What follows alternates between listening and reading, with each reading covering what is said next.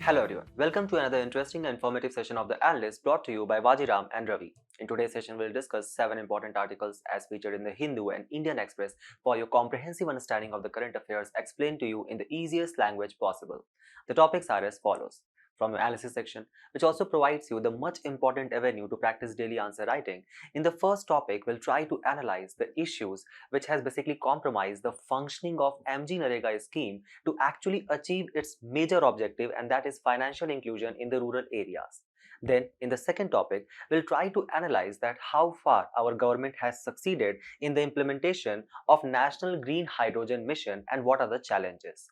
Then from a simplified section, we'll take up 5 news. We will not only try to simplify the news for you, but also provide you the much important value addition keeping in mind the approaching prelims 2026. So stay tuned. The MGNREGA Sangharsh Morcha has claimed that there is a direct correlation between the declining central allocation for the scheme of MGNREGA and the reduced income of the rural women. Keep this in mind that MGNREGA forms an important component of your GS2 paper under the theme of government policies and its interventions. MGNREGA, which stands for Mahatma Gandhi National Rural Employment Guarantee Act, and it was enacted in the year of 2005, is an important instrument of financial inclusion for the government. Considering it guarantees 100 days of work to every rural household whose adult member basically volunteers to perform unskilled manual labor. Now, one question which shall arise in your mind is that at the time when our government is claiming that we have become the 4th largest economy in the world, what is the need of such guaranteed employment scheme in the rural area? Also, why there is impetus upon unskilled manual labor work in this particular scheme, considering our current government is putting a lot of impetus on skilling of the population under various initiatives such as, for example, Pradhan Mantri Kaushal Vikas Yojana. So let's first try to understand what is the need for the implementation of such a scheme. When we refer to the data which has been provided to us by the World Bank, even though our nominal GDP has significantly increased, so for example between the decade of 2004 to 2014, it almost doubled 2.5 times and then significantly doubled and reached to $4.19 trillion in the year of 2024.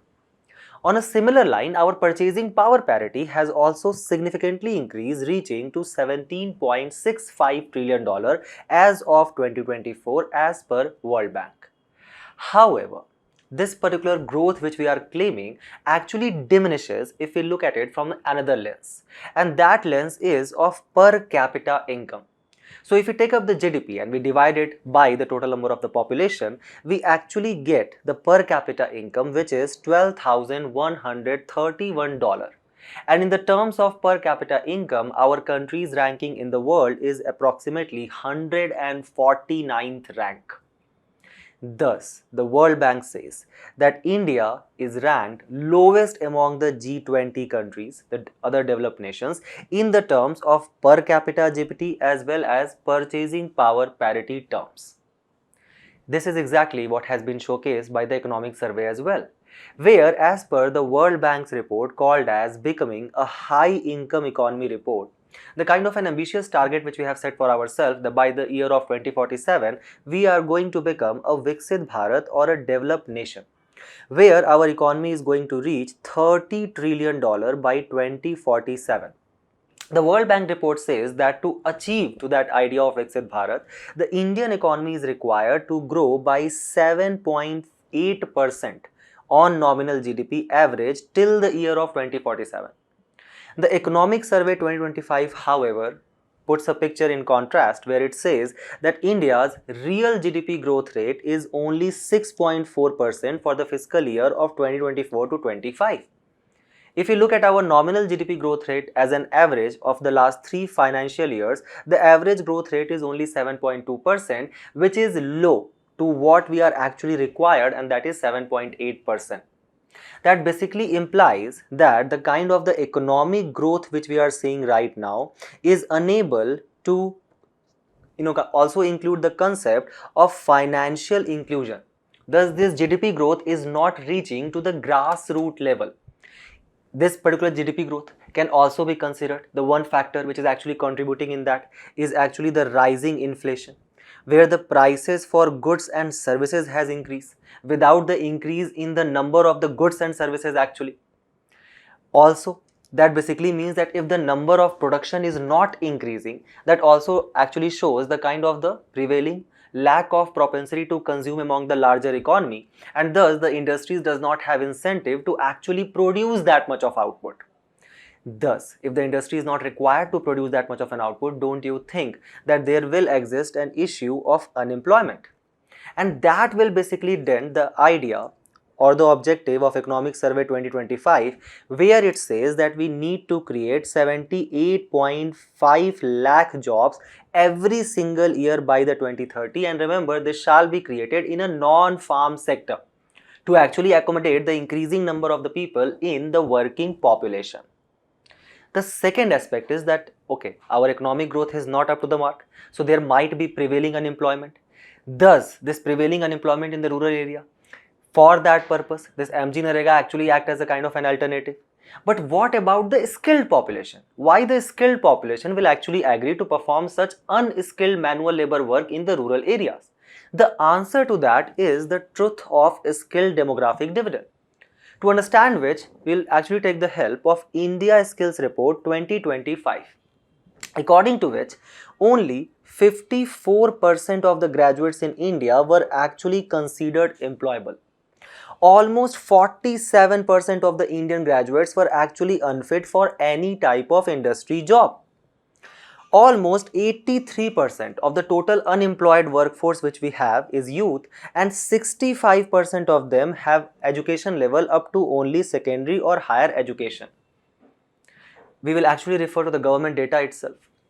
As per the Economic Survey of India 2024 and Annual Periodic Labour Force Survey, if we refer to the status of vocational training, what is vocational training? The training which is actually required to actually serve in the industry or serve the requirement and the demands of the industry, or specifically Industry 4.0.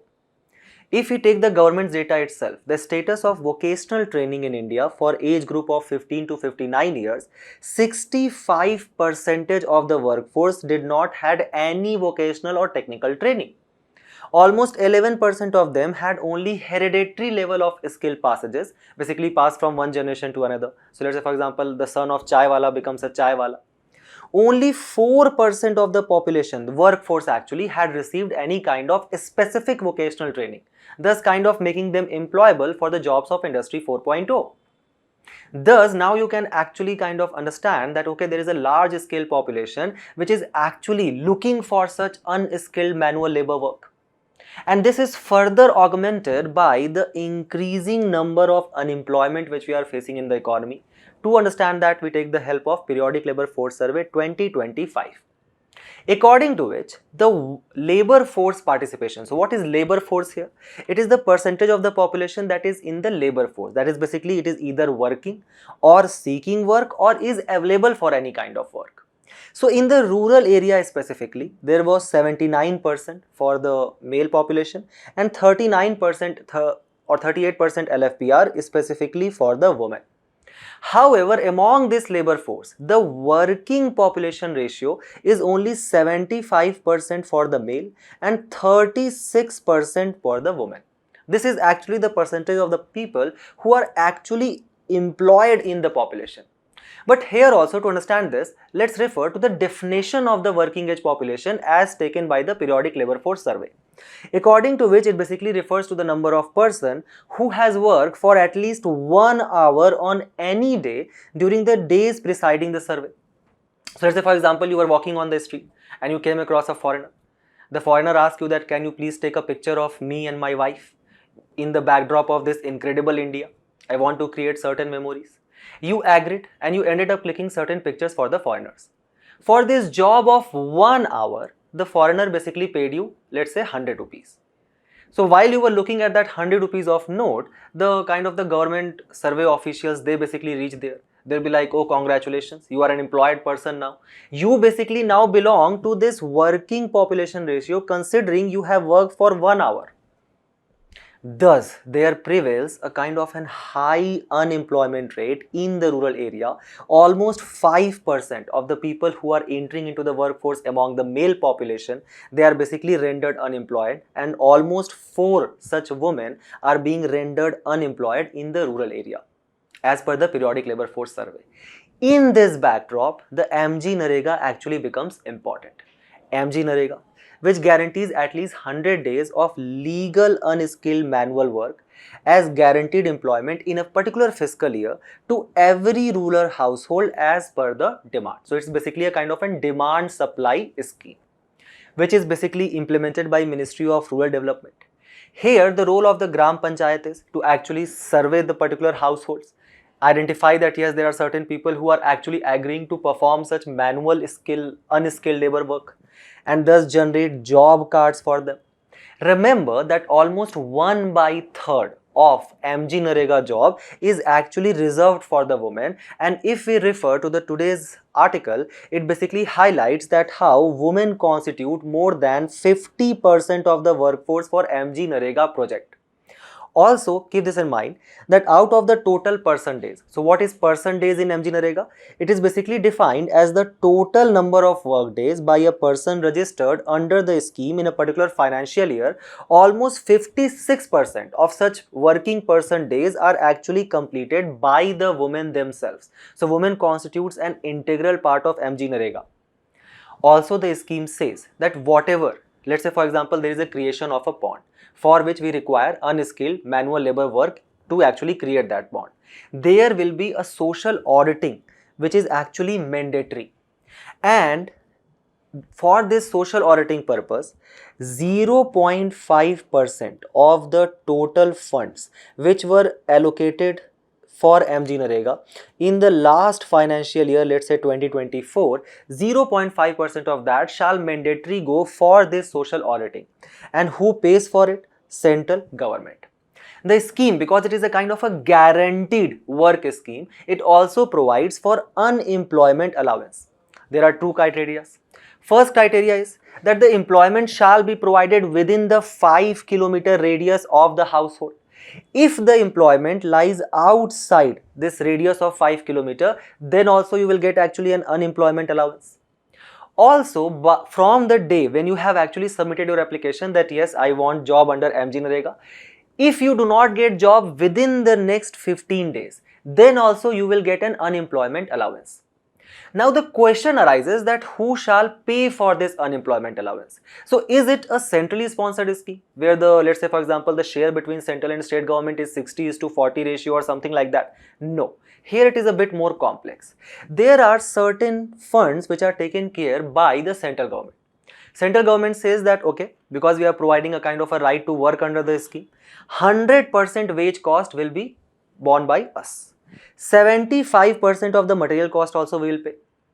If there is requirement of any skilled and semi-skilled work, so let's say for example, if some technicians are required to, let's say for example, create certain boards or something, or install certain pillars or something, at that whatever the cost will be, 100% will be borne by the central government. 100% administrative expenses will be taken care by the central government.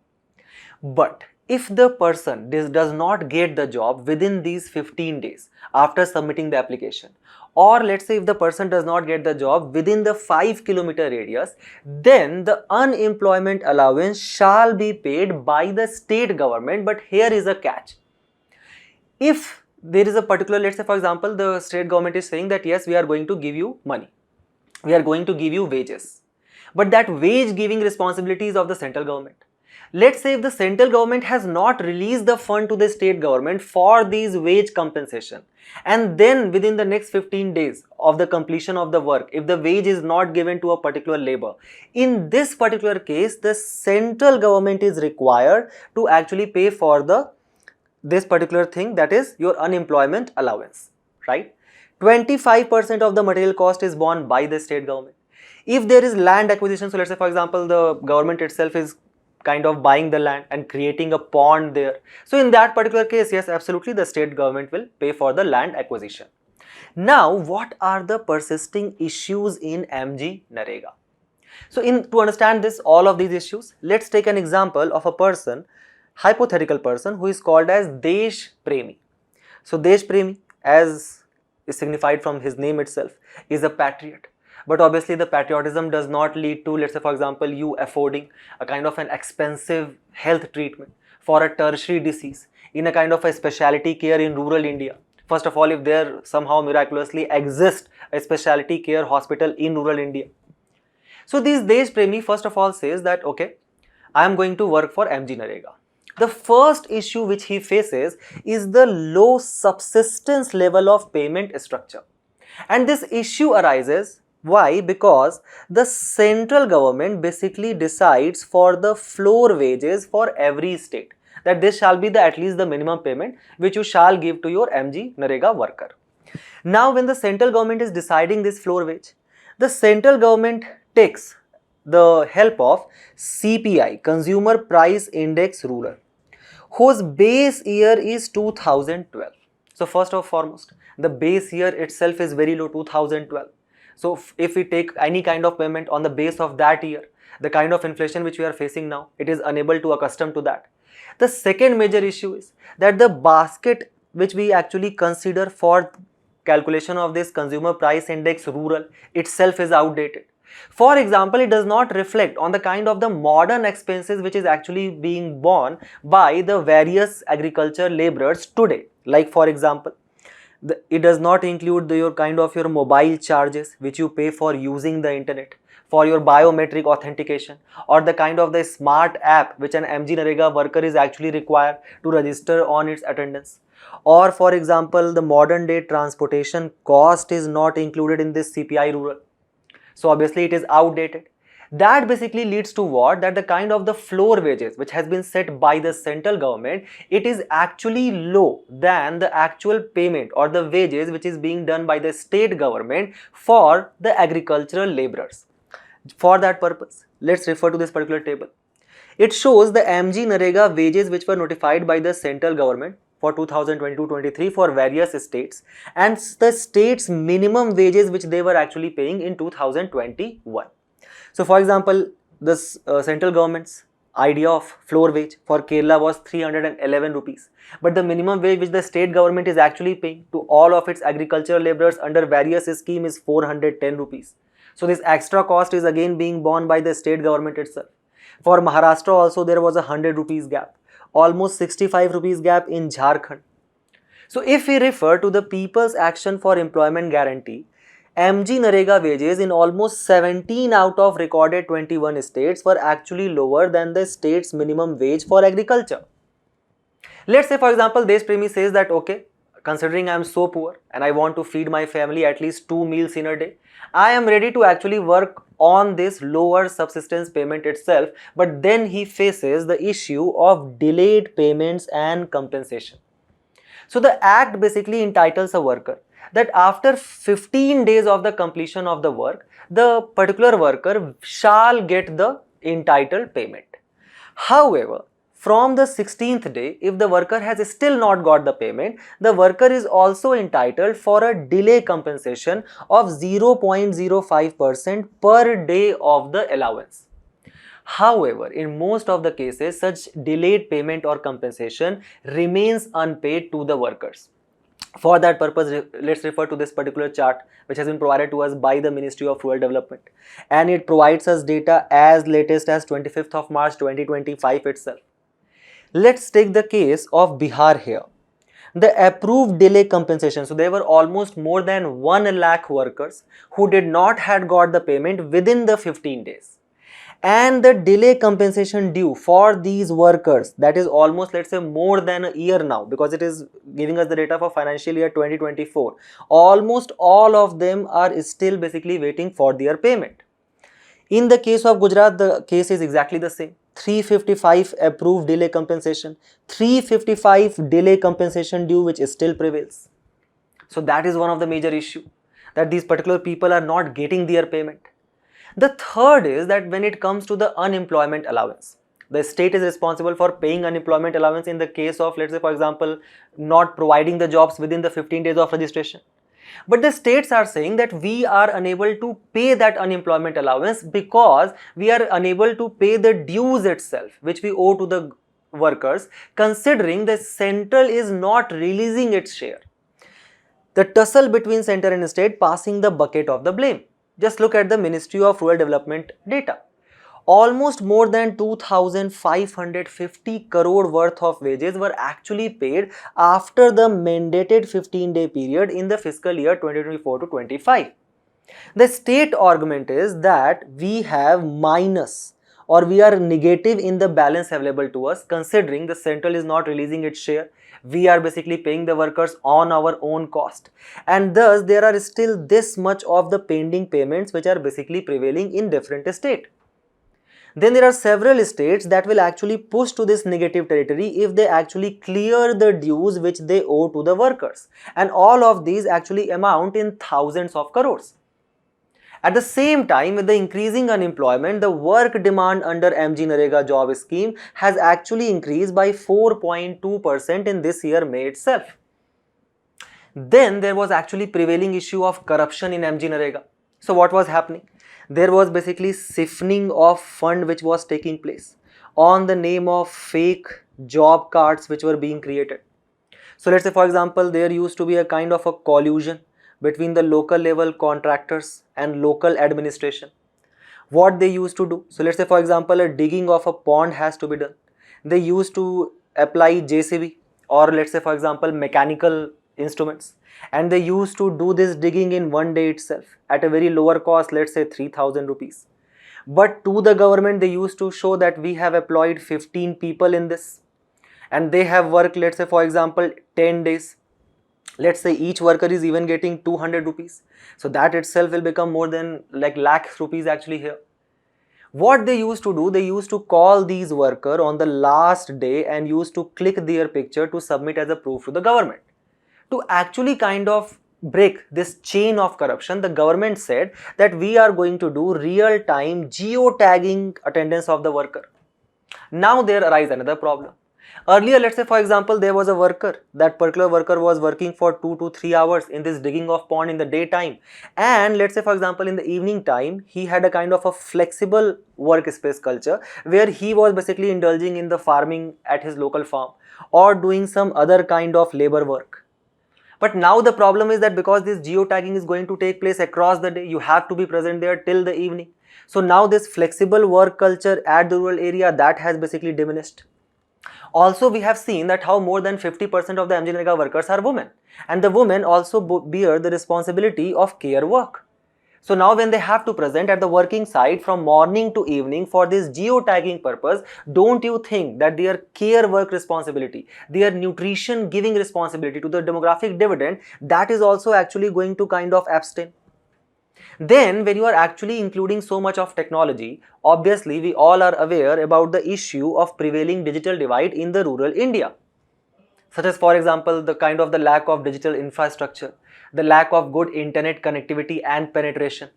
Then if you guys can recall, when we were reading about the Aadhaar card, we were basically studying about the malfunctioning of the biometric authentication which takes place due to the kind of the change in iris or change in the, let's say for example, fingerprints, because these are labor workers, they are working for the whole day. Also, they have unavailability of a smartphone to actually use the Mate app to register the attendance. Then the issue which has been highlighted by the today's article, that is that because the government is taking a kind of a fiscal gliding path where the government is saying that by the year of 2026 we will reduce the fiscal deficit to 4.5% of the GDP, we actually are kind of witnessing the insufficient budget allocation and fund crunch to this particular scheme, where the share of MGNREGA scheme in the total budget actually declined from 3.2% in 2021 to a meager 1.78% in the budget 2025. Also, the budget allocation which the government is giving to MGNREGA, 90% of these funds for this year has already been exhausted within the first 6 months itself. And that is basically being reflected in the falling person days generated under the scheme, where there is 50 less person days generated in 2024 to 2025, and that is also being translated into delay in the completion of the work, further installation of the various projects, and the poor asset quality as it was highlighted in the CAG report itself. The report also highlighted that if these Aadhaar based authentication is being done for MGNREGA workers, there will be at least 12.5% active workers who will become ineligible for the scheme itself. Thus, what are the steps which shall be taken? First and foremost, the idea of Amarjeet Sinha Committee 2023 that can be implemented. So, for example, the committee suggested for adoption of flexible funding model. It said that instead of releasing a budget for one complete year, we shall actually go for flexible funding, where we shall actually release the funds for MGNREGA in various tranches based upon the proven demand which is taking place. So whenever there is a demand, more allocation of funds for MGNREGA to actually kind of cater to that particular demand, for which purpose we can actually integrate artificial intelligence as well.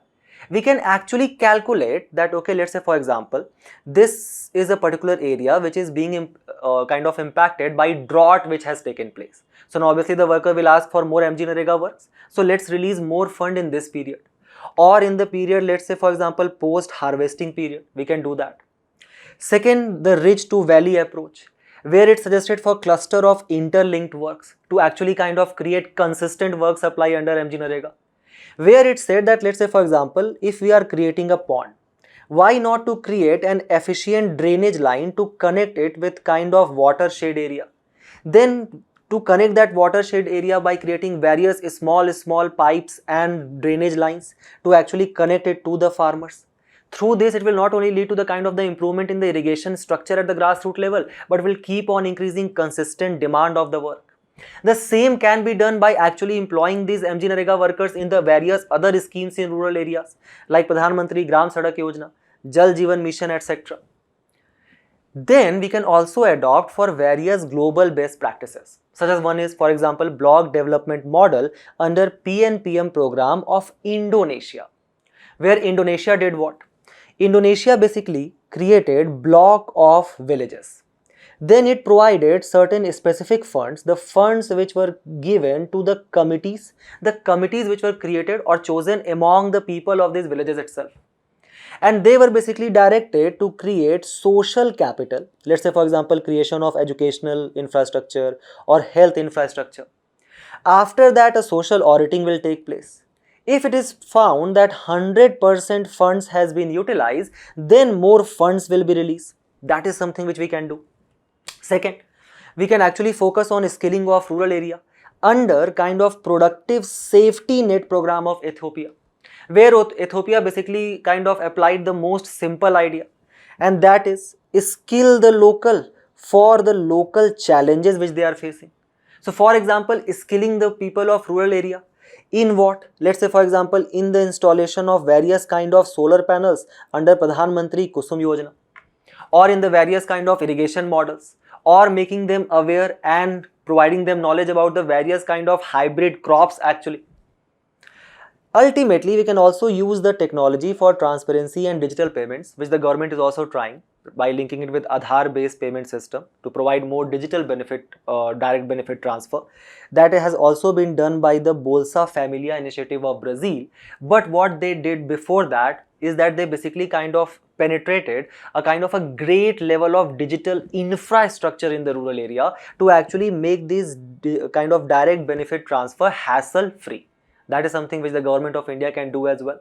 So try to apply all of this way forward in this particular question, and we move forward to the next news, where the article actually puts impetus upon the production of green hydrogen by highlighting that how very recently the Indian Railways has recently announced that a hydrogen powered train has been developed by the Integral Coach Factory in Chennai, and it has completed all the tests. The green hydrogen, which forms an important component of your GS3 paper under the larger theme of renewable energy sector.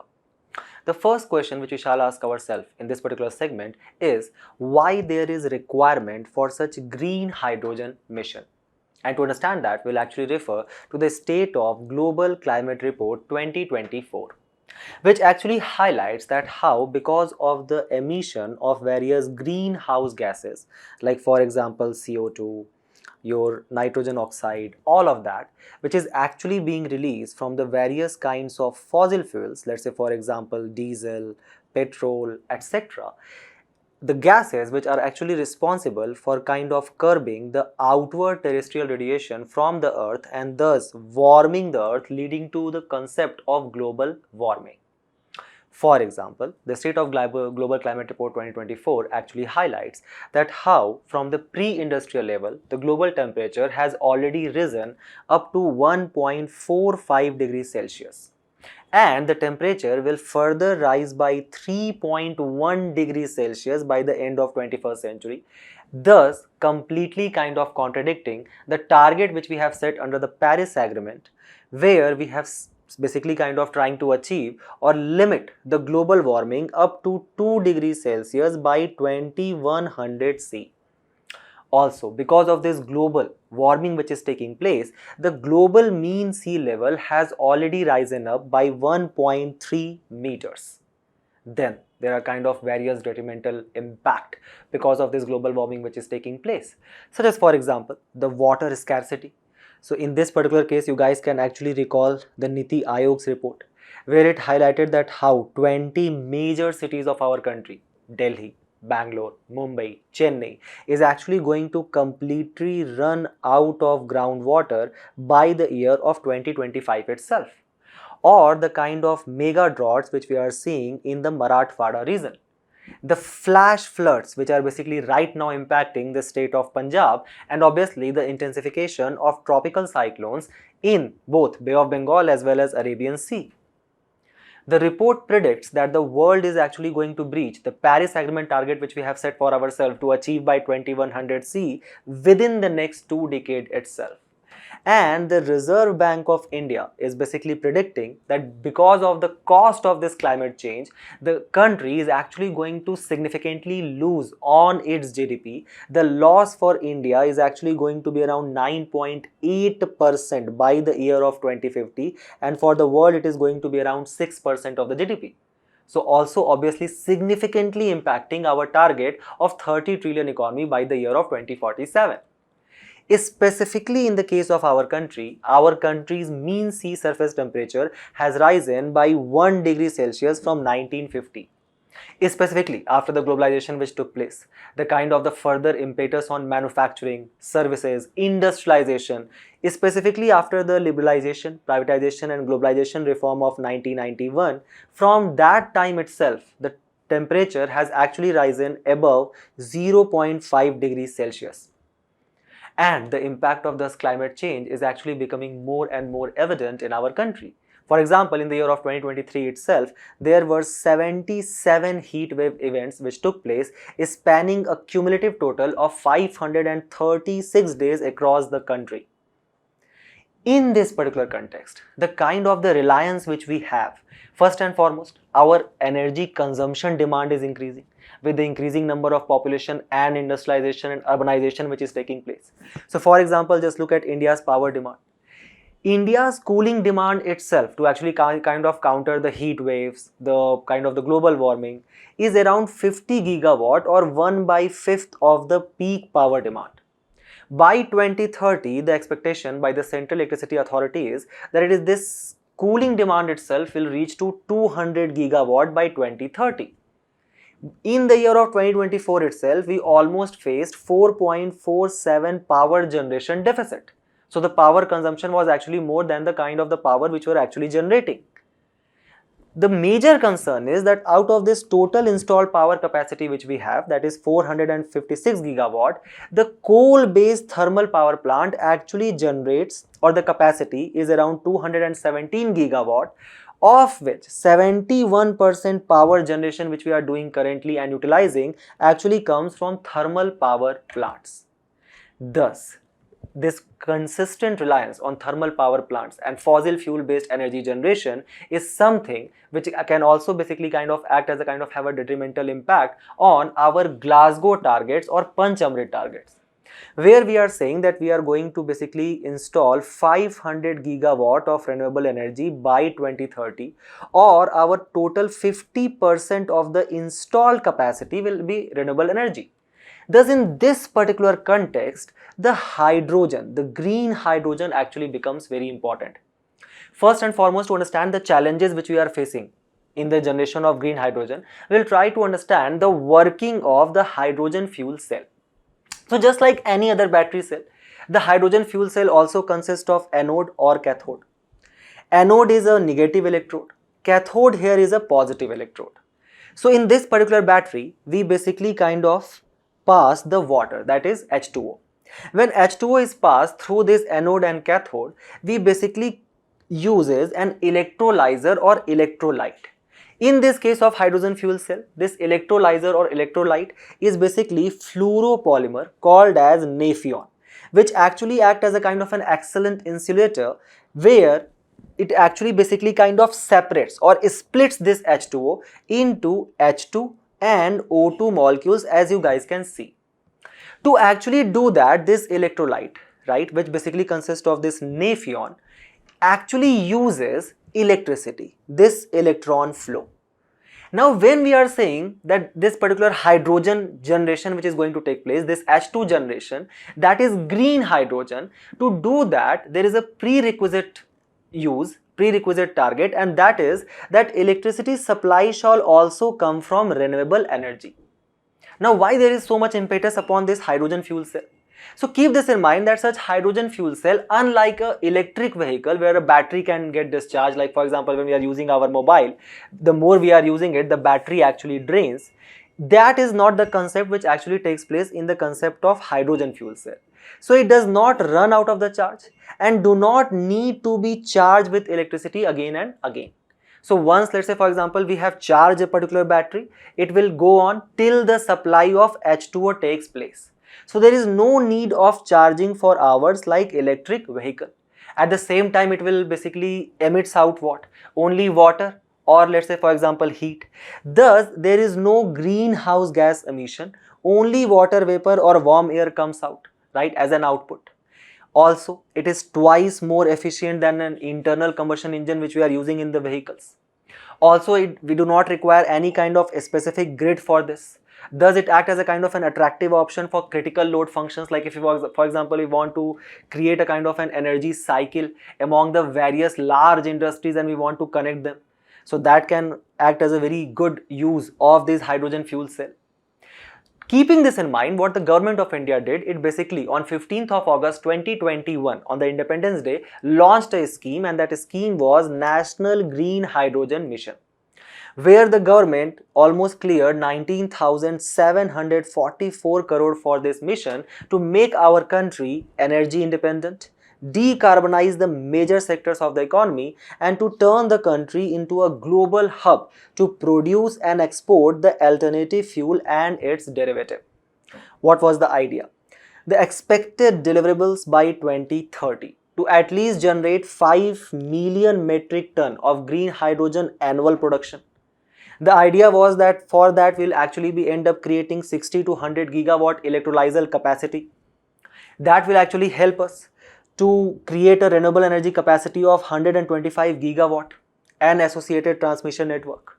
That will lead to kind of 1 lakh crore of import saving in the terms of fossil fuels. 50 MMT CO2 annual emission will be averted. 6 lakh jobs will be created.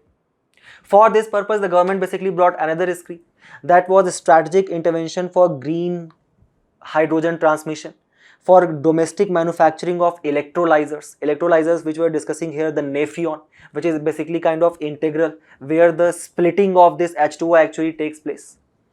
The idea was that with the use of this green hydrogen, it is 2 times produces more energy per ton in comparison to natural gas, and it will be kind of able to replace coal and coke in iron and steel production, and will also act as a kind of a replacement fuel for heavy duty vehicles, unless and until we reach to that capacity where we can actually use this green hydrogen fuel cell into the normal vehicles of everyday uses. However, there lies several challenges in the production of this green hydrogen, as it has been highlighted in the today's article. The first and foremost is the prohibitive cost of production.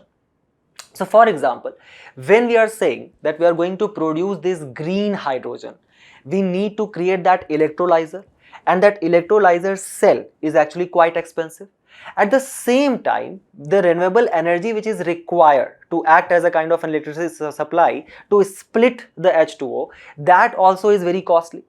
So for example, if we are creating grey hydrogen, what is grey hydrogen? Where the H2 supply is actually created by the use of fossil fuel, it only costs 1.5 to 2.5 dollar per kg, but in comparison to that, the cost of green hydrogen production is almost 4 to 6 dollar per kg. Remember that almost 60 to 70% of this input cost is actually borne by the supply of renewable energy, and it basically requires large amount of renewable energy. So in the current context, the kind of adoption of this renewable energy is very costly. Just look at this particular data which has been provided to us by the Energy and Resources Institute, TERI, according to which, if we refer to the year of 2027, this kind of the cost comparison to actually generate solar energy versus thermal energy per kilowatt hour, it was approximately 8.2 rupees for solar energy and 6.3 for thermal energy. Thus, production of solar energy itself is very costly. When we are using that solar energy as a renewable energy source to split the H2O, that is further increasing the cost. And to actually produce that's 5 million metric ton of hydrogen, it will require 125 gigawatt of dedicated round the clock solar and wind energy. Further, to kind of integrate this grid of renewable energy, solar and wind energy, to this hydrogen cell production, there requires high gestation period of research, large scale technology upgradation, and high capital cost. So obviously, the more capital cost, the less profit maximization margin which is available there, deterring the private sector interest in the production of green hydrogen mission altogether.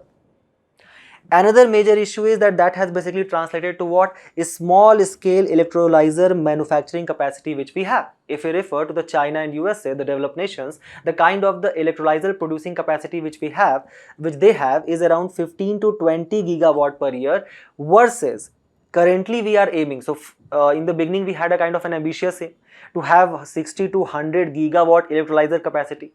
Now the government has toned it down to 25 gigawatt by the year of 2030. So what are the suggestions which has been provided as a kind of a way forward by the today's article? The first and foremost, it suggests that there shall be production of hydrogen in microbial electrolytic cells which we can do, where it suggests that how we can actually oxidize the organic matters, like for example agricultural residues, wastewater, etc., to produce hydrogen.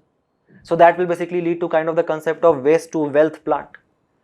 Also, it suggests that we can replace the expensive materials like platinum, which are basically used as electrolyzer, with cheap materials like nickel, cobalt, or even iron. Then it basically refers that how the Jawaharlal Nehru Center for Advanced Scientific Research has already kind of invented a nickel hydroxide graphite electrodes with water splitting capability, so we can use this as well. Also, it says that how we can actually bring the electrolyzer manufacturing under the production linked incentive scheme, where the same was actually kind of said in an FCCI event, that how India is actually looking to capture 10% of the global demand for green hydrogen. Various private companies like for example Adani recently opened India's first off-grid green hydrogen pilot plant as well. So we are taking steps in the right direction. Use all of this as a way forward in this particular question, and we move forward to the next news, where we are going to learn about the very interesting procedure for the elections in Rajya Sabha. And what is the context of the news? So the last month, the Union Law and Justice Ministry actually turned down the Election Commission's request for what?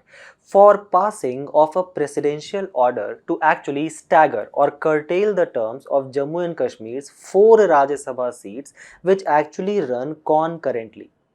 The EC asked for the presidential order to actually ensure that these 4 seats do not become vacant at the same time, and thus the Union Territory of Jammu and Kashmir remain continuously represented in the upper house. However, the Union Ministry of Law said that there exists no such provision in the law for such an order. So basically, the seats in the Rajya Sabha belonging to Jammu and Kashmir has remained vacant since 2021. Why? Because the terms of the Member of Parliament from Jammu and Kashmir ended while UT was under precedent rule. That was the reason that Election Commission actually asked for a presidential order, as it was done after the first Rajya Sabha election which took place in 1952, where, because see, Rajya Sabha is a kind of a permanent house which takes place. So for that purpose, let's first try to understand the composition of the parliament. The parliament which consists of Lok Sabha, that is basically the house of people. Then it consists of Rajya Sabha which basically represents the state and UTs in the parliament. And remember that parliament also consists of president, even though the president is not part of either house of Lok Sabha or Rajya Sabha. Why so? Because there exists an important article, and that article is Article 111, according to which any such bill which has been passed by both of these houses, Lok Sabha and Rajya Sabha, can only become an act if it has received the assent of the president. The task for all of you today is that there exists similar such article for president under the constitution, which provides for the power of assent of president on those bills which has been reserved for the president's assent by the governor, something which we have discussed before. Now the idea is that this Rajya Sabha act as a kind of a permanent house, unlike Lok Sabha. So Lok Sabha dissolves every 5 years. Rajya Sabha does not dissolve, it is a permanent house. So after the first Rajya Sabha election, the term for 2/3 seat did not end it. And this has been provided under Article 83 to ensure the permanent character of Rajya Sabha, where 1/3 members retire every second year. The question which shall arise in your mind is that why election to Rajya Sabha, which is only representing states and UTs and not directly the common people, why the elections in Rajya Sabha is so important? Because there are certain cases where Rajya Sabha and Lok Sabha has equal status. Like for example, in the introduction and passage of any ordinary or constitutional amendment bill. Or for example, if there is an amendment or passage of any financial bill under Article 170. In the election and the impeachment of president. In the removal of Chief Justice of India, judges of Supreme Court, High Court, as well as Chief Election Commissioner. Even if there is an ordinance which has been passed by the president under Article 123, the approval of that Rajya Sabha has equal power with Lok Sabha, as well as in the approval of proclamation of all 3 types of emergencies. Article 352 National Emergency, Article 356 President Rule, Article 360 Financial Emergency. However, there are certain places where Rajya Sabha has unequal status with Lok Sabha. For example, the moment money bill comes in, all the power of Rajya Sabha goes out. So under Article 110, the money bill can be only introduced in Lok Sabha, and Rajya Sabha has no power to amend or reject the money bill. It can only keep the money bill for 14 days, right? And just provide that, okay, I have dissatisfaction. Lok Sabha is like, we are not even considering your dissatisfaction. Anyway, the bill will be considered as passed. Third is, whether a bill is money bill or not, who decides that? That is decided by the Speaker of Lok Sabha. Also, when it comes to the vote on demand of grant, that is a sole prerogative of Lok Sabha. So, Rajya Sabha can only discuss the budget but cannot vote on the demand for grant. Then for the resolution for discontinuation of national emergency, that can be passed only by Lok Sabha. And Rajya Sabha cannot also held accountable the executive under Article 75 of the Constitution by passing non-confidence motion. But then there are certain special power which has been given by the Constitution itself to the Rajya Sabha, where for example under Article 67, Rajya Sabha alone can initiate the removal of Vice President, after which there shall be this particular resolution shall be passed with effective majority in Rajya Sabha and simple majority in Lok Sabha. Second, Article 249, which can authorize the Parliament to make a law on the state list. Or for example, Article 312, which can authorize the Parliament to create a new All India Services. Also remember that it can approve all type of emergency if Lok Sabha has been dissolved. So when we talk about the specific composition of Rajya Sabha, it has been provided under the 4th schedule of the Constitution under Article 80, according to which there are the seats which has been given to Rajya Sabha, and that is 250. However, its current strength is 245. Out of this 250, 238 are the representative of states and UTs, which are, remember, elected indirectly. So, the election which take place for Rajya Sabha, the election is done by the member of legislative assembly of that particular state or UT. That's why they are being indirectly elected, and remember, only by the elected member of legislative assembly. 12 people are those who are nominated by the president, nominated from the various fields such as, for example, art, science, literature, social service, etc. Then the allocation of the Rajya Sabha seat actually depend upon the population of a particular state, and that's why as the different states has different kind of population, the allocation or the representative also varies from state to state. For example, the number of Rajya Sabha representative from the state of UP is 31. From small states like, for example, Tripura and Goa, they only have one representative in the Rajya Sabha. Remember, Rajya Sabha is a permanent house, does not get dissolved completely. So every 2 years, 1 by 3 member retires after completing their respective term of 6 years. Remember, the elected member of the respective state assembly actually elect the Rajya Sabha member. Now let's try to understand the procedure itself. So let's say, for example, I am a candidate and I want to fight the election for Rajya Sabha. What is the requirement for my candidature? The answer to that is that the candidates are fielded by the political parties and they shall be proposed by at least 10 members of a state assembly or at least 10% of the party strength in that particular house. To fill the number of vacant seats, the candidate actually need a quota of votes or support from a particular number. Now here there is a formula which has been given. We will try to simplify that for you. Try to understand this. The members are being indirectly elected by the elected member of a legislative assembly. So let's create a hypothetical legislative assembly for us, and that state is called as TO. Now in this particular election of Rajya Sabha member, he is being elected by a single transferable vote through a system of proportional representation. These are two keywords. So it's not like first past the post system in the case of Lok Sabha.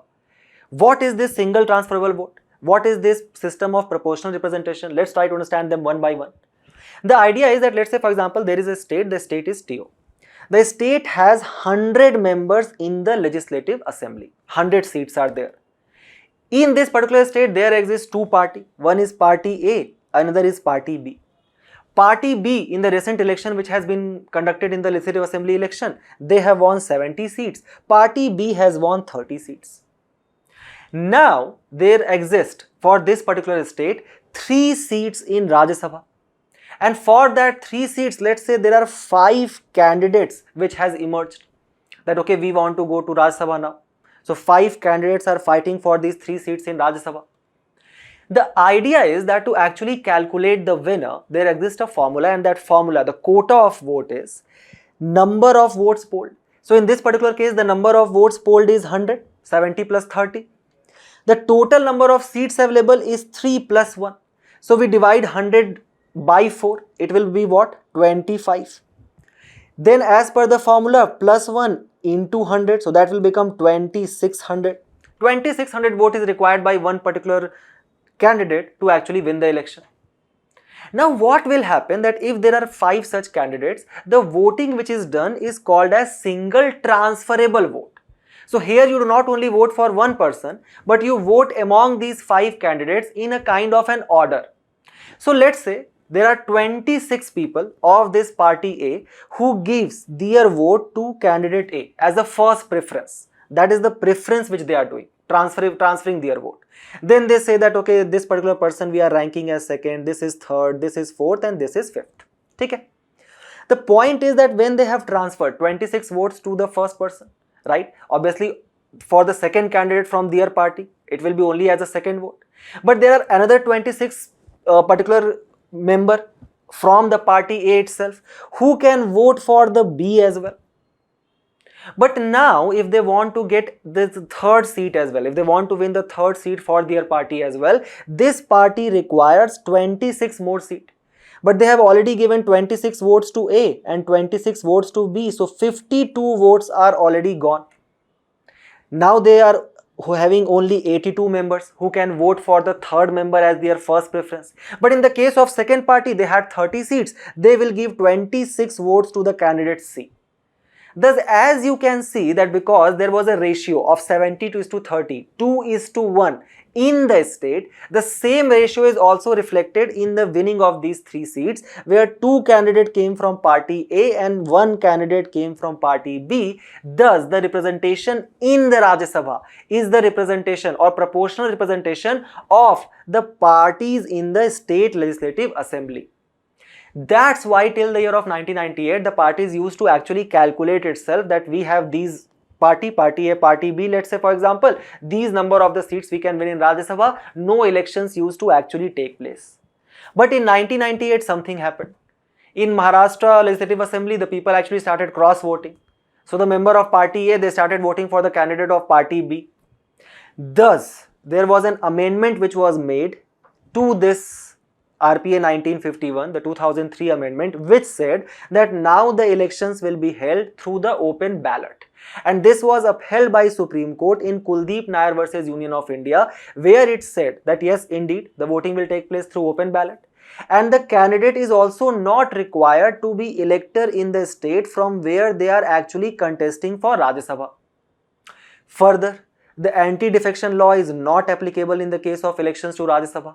Neither nor none of the above option is available, as it was held by Supreme Court in Salesh Manubhai case. The Election Commission was basically asking for presidential order. As there was no provision in the law for it, that's why it was rejected by the Ministry of Law. Only 2 times such order has been issued, one in 1952 and in 1956, as per the Representation of People Act 1951, where there is a specific section 154 of the RP Act 1951 which says that the term of the office of the member of Rajya Sabha would be 6 years. And in order to make it a continuous house, the presidential order were issued twice, but now there exists no such provision. So remember this interesting concept, and we move forward to the next news, where we'll try to understand the very interesting concept of real effective exchange rate and why it has been in the news. Because days after meeting the Finance Minister Nirmala Sitharaman, the exporters have actually said to now meet the RBI Governor Sanjay Malhotra, seeking a range of support measures in the context of imposition of US tariff, which has basically made our products non-competitive in the US market. What they are seeking? They are seeking a weaker rupee and easier loan repayment terms to actually create support for help in diversifying into other markets of other countries. But why they are specifically seeking for weaker rupee? So let's say for example, there was a person in US who was importing Indian product, let's say for example chair. The price of this chair, let's say one chair was 80 rupees, and till now there is 1 USD, the nominal exchange rate which we have, 1 USD is equal to 80 rupees. Now these people are saying that let's bring our nominal exchange rate down, basically make our Indian rupee more costlier for 1 US dollar. So the basic idea is that now if this particular person, earlier the one chair was 80 rupees, so he was basically for 1 US dollar he could afford one chair only. But now because the rupee's price has further deteriorated in comparison to the US dollar, he can actually afford more chair. Thus the export will actually become cheaper for this particular person in the US. So he will start buying more Indian products. That will make our product actually competitive in the US market. At the same time, now to actually purchase a good in US, it has actually become more costlier for Indians. So earlier, let's say for example, the shoes of Adidas was 3,000 rupees, now it has become 4,000. So the import will actually get costlier, that will further boost the domestic economy. Thus they are asking to cut down the real effective exchange rate from current 103 to 88. In real effective exchange rate, keep this in mind that we also calculate the prevailing inflation in both the economies, and thus to help boost the Indian export. To understand that, let's first try to understand the types of exchange rate which exist. So there exists a fixed exchange rate and a flexible exchange rate system. In fixed exchange rate, the currency is officially fixed in the terms of gold of any other currency, and this is called as pegging, where there exists a complete government control and the rate actually remains mostly stable. Thus there is also stability in the kind of capital movement. Here the government can actually intervene by devaluing their currency. But because the currency is fixed, to a kind of a large currency of any other particular country, the idea is that you need to require a large forex reserve. At the same time, there can be a deficit in the balance of payment which can take place.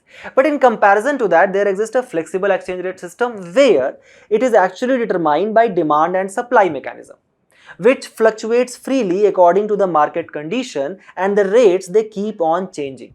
Thus, the currency appreciates and depreciates as per the demand of the product. So let's say, for example, if the demand of Indian product rises, the kind of a foreign importer is actually kind of required to pay for this Indian good. And for that Indian good payment, he basically requires what? More Indian currency. So the value of Indian currency will increase, it will appreciate, and in comparison to that, the US dollar will depreciate. Now in this particular context, one question shall come in your mind is that why then these particular trading body is asking RBI to intervene, because in our country we follow a system called as managed floating rate system, also called as dirty floating, where we have both characteristic of both. It is fixed also as well as flexible characteristic, where yes, in the normal circumstances, the value of Indian rupee is indeed determined by the market forces of demand and supply, but at the same time, in such extreme situations like the one which we are facing right now, the RBI can actually intervene to keep the rupee sustainable. Look here, the managed floating exchange rate system, where RBI, it can actually intervene in the currency exchange market to kind of control the deflationary and inflationary risk, to maintain a kind of a balance of trade. How RBI can do that? So let's say, for example, what RBI will do. RBI will start buying US dollars from the market, start purchasing more US dollar bonds. Thus, the supply of US dollar will actually decline in the market. If it declines, then in comparison to that, the Indian rupee will actually kind of appreciate. In this particular context, our trading body is actually kind of demanding for the depreciation of the value of Indian rupee, specifically in the context of real effective exchange rate. We will try to understand that by taking two examples, and this is going to be very helpful for your upcoming prelims examination. Let's say, for example, there is Mr. Modi, an Indian seller, and then there is Mr. Trump, who is a US seller. What Mr. Modi sells to Mr. Trump is a wooden chair, and what Mr. Trump in return sells to Mr. Modi is a trade of iPhone. Let's say there is first year and this year is a very good year. Both of them are very good friends, right? Clicking a lot of pictures together. Year 1. In year 1, the nominal effective exchange rate is 1 US dollar is equal to 80 rupees. So in this particular case, let's say, for example, when Trump, right? So now let's say, for example, there are two traders, the Alex and the Raj, right? Or let's say, for example, Modi and Trump. So in this particular case, when Trump is actually buying a chair from Mr. Modi, he is basically paying $30. So if we multiply 30 into 80 INR, one chair is costing him around 2,400 rupees. In return of that, what Mr. Modi is doing, he is buying an iPhone from Mr. Trump. iPhone price is $300. 300 into 80 per phone is $24,000. I hope it was this cheap. The point is that the cost of 10 chair which is being purchased by Mr. Modi is equal to one phone, right? 10 chair which we are basically selling to Trump. Trump is selling us one iPhone in return of that, and that is equal. Let's say in the second year what happens, that there takes place inflation in our country, but there is no inflation which takes place in USA. So because there was inflation in our country, the input cost of chair in our country has actually significantly increased. Let's say, for example, now when Trump is buying a chair, it is actually $30 has actually become, $1 has become 100 INR now. So $30 is 3,000 rupees per chair. So for example, earlier when he was buying, let's say, one chair for 2,400, for the very same chair, now he is basically paying 3,000 rupees. So don't you think the Indian chair has actually become expensive in USA? Why? Because there is taking place inflation in our country. So that is one aspect. The second point is that now when we are buying iPhone, there is no inflation in USA. We are still getting an iPhone for $3,000 only, but because the nominal effective exchange rate has increased, this is costing us 30,000 rupees. So iPhone has become expensive for one as well. Now one iPhone is actually still the price of one iPhone and the chair remains same. So you guys will say that nominal effective exchange rate is still working same. But because there is increasing inflation in our economy, it is actually impacting our product in USA. This is exactly what happens. If the real effective exchange rate is 100, the currency is at its long-term average, which was happening in the year 1. But if the REER has actually gone more than 100, the currency is actually overvalued, and that will make our product expensive in the foreign economy, and that is detrimental for our export. In comparison to that, if the real effective exchange rate is less than 100, which our kind of our trading body is actually demanding right now, the currency is undervalued or depreciating, and thus it is actually more beneficial for our export. So remember this table. This can actually become a very good statement in your prelims examination, and we move forward to the next news, where in a very simple language we'll try to understand that how the RNA works and what kind of linkage it has with the amino acids. So first and foremost, the life depends on the partnership between RNA, which stores instructions, and the proteins, which actually act as the work of building and running the cell. But how this partnership actually evolved for the first time has long puzzled the scientists. Because to make a protein, we actually need the constituent amino acids, and they shall be linked in an order which is encoded by the RNA. Here, a complex biological machine, which is called as ribosome, it actually handles this task, but only after each amino acid is first loaded on the RNA adapter. This is something which we'll try to understand. First, let's try to clear our vocabulary. What is base? Base pairs are basically the biological compound which bonds with another base to help form DNA and RNA. DNA is a molecule that carries the genetic instruction which used in development and the function of the living organism. Then there is a genome. Genome is the organism's complete set of genetic instruction which is encoded in its DNA. RNA, which is basically the DNA's cousin, which actually makes crucial products such as, for example, protein. Now here just look at the cell of a human body, which consists of nucleus, and this nucleus consists of chromosome. This chromosome is actually responsible for passing of the genetic information in two ways: protein as well as nucleic acid.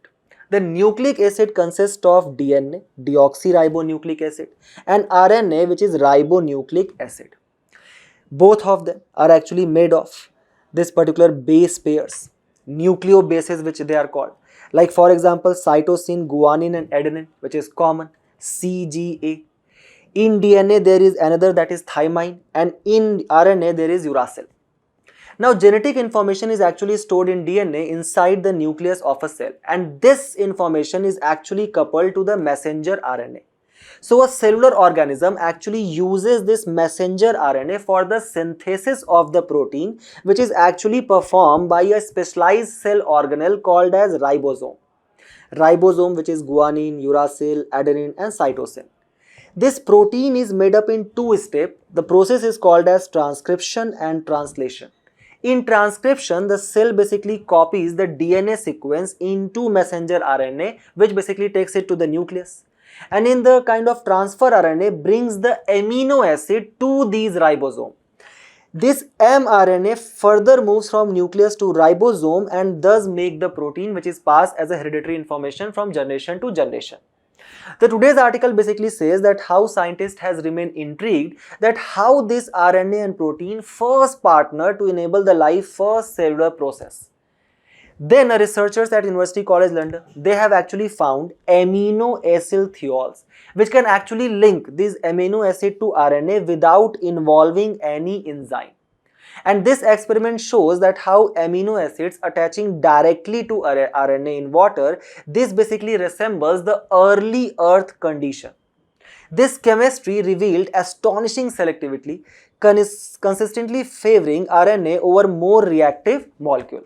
Thus, this suggests that reaction occurred in the primordial ponds for frozen pools, initiating a kind of a primitive coded peptide synthesis. All of this has actually been possible because of the kind of the advancements which we have made in the artificial intelligence, and in this particular context you guys should remember AlphaFold 3. which is a kind of a new artificial large language model which has been developed by the Google's DeepMind, which can actually end up predicting the structures and the interactions of all life molecules, including the DNA.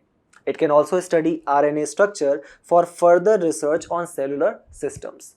So remember all of this information about DNA, RNA, AlphaFold 3 for your prelims purpose, and we move forward to the next news, where we are going to read about a very interesting news which has appeared today in the context of tiger conservation. The news tells us that how a special annual survey which was conducted by the Forest Department of Uttarakhand to estimate the number of tigers in the Ramnagar division, which is adjoins the Corbett Tiger Reserve, and that has actually shown a kind of a sharp increase in the tiger population in the last 3 years. The study was also kind of conducted along with the Worldwide Fund for Nature, according to which the number of tigers actually grew from 67 as per the All India Tiger Estimation in 2022 to 96 in this particular region. Some interesting fact about Jim Corbett National Park, which has been named on Jim Corbett, a kind of a person who was responsible for the creation and the preservation of this particular national park, who also wrote a very famous book called as Man-Eaters of Kumaon, talking about the tigers in this specific region. Remember that Jim Corbett National Park was actually established in 1936 when it was known as Halley National Park, and it is considered as the first national park in India, listed in the IUCN Category 2 of the National Park. It was also the first park under the Project Tiger, which was launched in the year of 1973. And it lies between the region of Lesser Himalayas and Shivalik Hills, where you guys can actually see moist deciduous forest, which consists of various kind of trees like sal, peepal, mahua, etc. The particular national park is also drained by Ram Ganga river, which leads to the formation of various dune valleys. When we talk specifically about the tiger, remember that it is listed as endangered on the IUCN, on Appendix 1 of CITES, Schedule 1 of Wildlife Protection Act 2023, and as per the M-Stripes calculation, the tiger population in our country had reached to 3,682.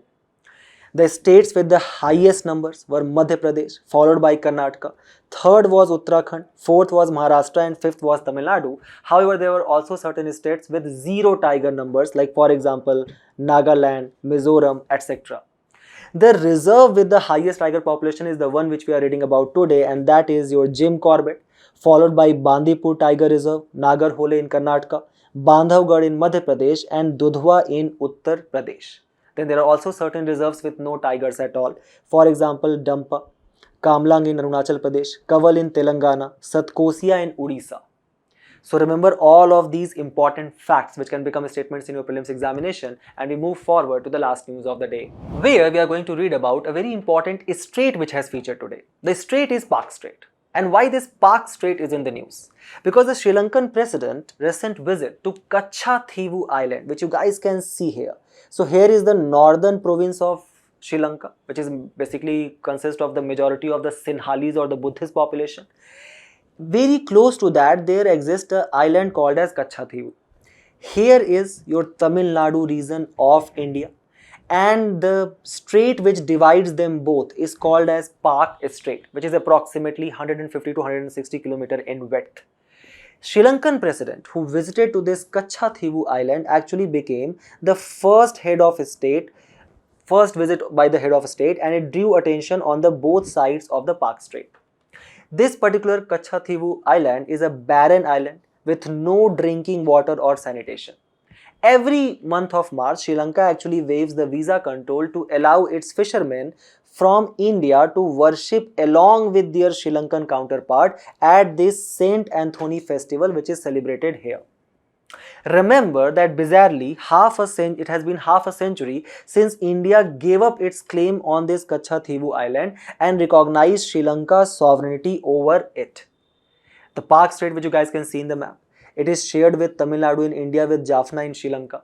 It connects Gulf of Mannar in north and Lakkadiv Sea in the south, and this Vagai river civilization, which you guys very often hear, this Vagai river actually drains in this very same strait. Does Palk Strait, if you look on the map, is it the narrowest strait in the world? Keep this in your mind. The Bosphorus Strait, which lies within the larger region of Turkey, which once connected your Constantinople. It is the narrowest strait in the world, connecting the Black Sea and the Sea of Marmara. And with this interesting information, we have reached to the end of our discussion today. So do not forget to attempt the questions at the end of the video and test your knowledge. We will meet in a very interesting discussion very soon. Till then, all the very best for your preparation and thank you.